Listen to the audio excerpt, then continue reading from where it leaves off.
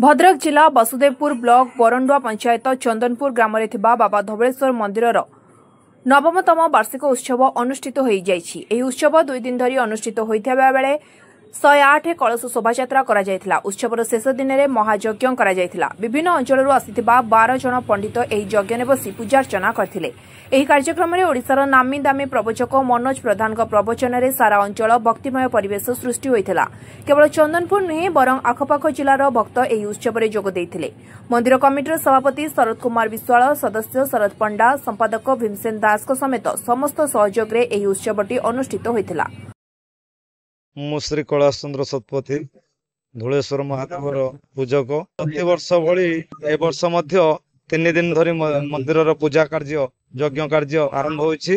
प्रथम दिन अधिवास, तृतीय दिन यज्ञ कर्म कलश शोभायात्रा आरंभ होई यज्ञ कर्म होइतला। तृतीय दिन रे पूर्णाहुति प्रसाद सेवन आमर दिन 11टा पाखर राति पर्यंत चलीथिला। आज को 18 वर्ष धरी यज्ञ कार्य चालू रही।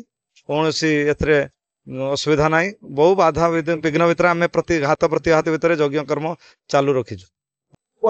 शरद कुमार पंडा धुलेश्वर महादेव कमिटी मु जने सभ्य। बहुत दिन आम तो जन्म नाला ये मंदिर होती।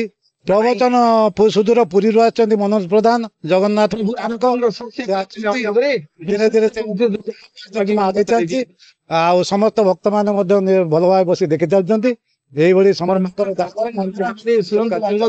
बहुत बहुत आनंद वासुदेवपुर आसिक आज मो जीवन को धन्य भावुची। कारण वासुदेवपुर रे महाप्रभु जगन्नाथ को एते भल पाइबा लोक मानकर एते हरिबोल हुड़हुड़ी एवं अनुष्ठान कर्मकर्ता मान धन्यवाद देवी। धुलेश्वर महादेव पूजा कमिटी सबू कर्मकर्ता भाई माने एते स्नेही एते आदर तांकर आसला बेलू श्रीक्षेत्र पुरी माने आपण को मु भाषा रे वर्णना कर परिबिनी। एवं आपण मानकर ए बेतड़ा गां को धुलेश्वर पाख को आसी आज मोर सौभाग्य। प्रत्येक दिन कार्यक्रम चली ओडिशार बहुत मंच को जाउची, किंतु आज एक नियारा दर्शक, नियारा भक्त, नियारा श्रोता एवं आज बोध हुए मो लाइफ रो एक श्रेष्ठ मंच।